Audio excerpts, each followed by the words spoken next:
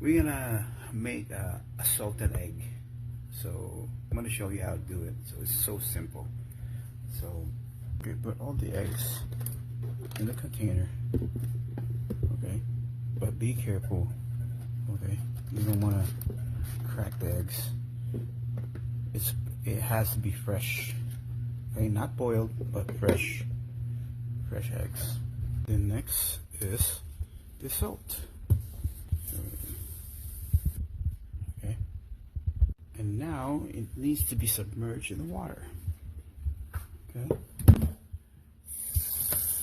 now put the lid back, sealed, making sure it's sealed, and now everything is ready. So we have to wait for about 1 month. That's what my mother told me. 1 month, and the salted egg will be ready. Okay guys, I don't think if you remember yung salted egg. Okay, it's been 1 month na. So binuro natin siya nung July 7. Ngayon 6 na, bukas ang July 7. So sorry. Bukas ang August 7. So eto na siya ngayon, ilalagay ko na sa isa-isa. Nag-sample na ako ng isa pero masarap. So kailangan yung the rest of that na nandiyan dyan sa loob, kailangan natin nilagay rito. Tapos pakukuluan natin. Normal way na pagpakulo ng boiled egg. So ayan guys, iniisa-isa ko siya kasi nababad siya ng husto, but dahan-dahan kayo dapat. Okay, tapos hugasan nyo, tapos ililipat nyo dun sa kawali. Okay,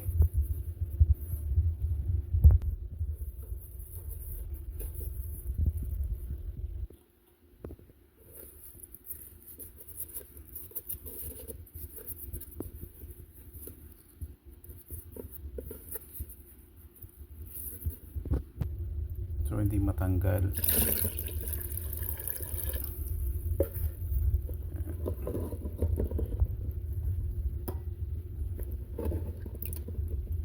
Kasa natin ito isa.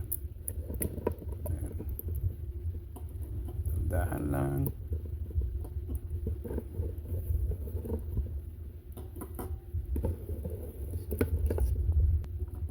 Now the rest of this, you can still use that for the next time.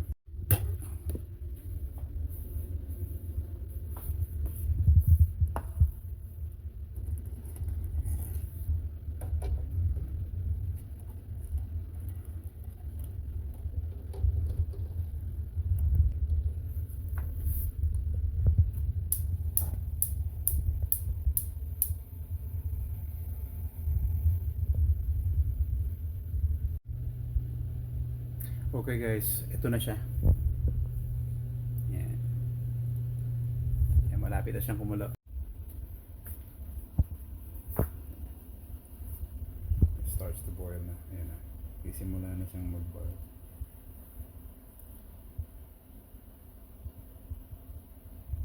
Yan. Basta from medium heat, huwag nyo siyang biglain. Dahan-dahan nyo siyang, pag nakikita nyo na meron ng lumalabas na bubble sa pot, ayan, i-increase nyo yung heat dahan-dahan ha, para hindi mabigla. So ayan na, kumukulo na siya as desired heat mo, diba?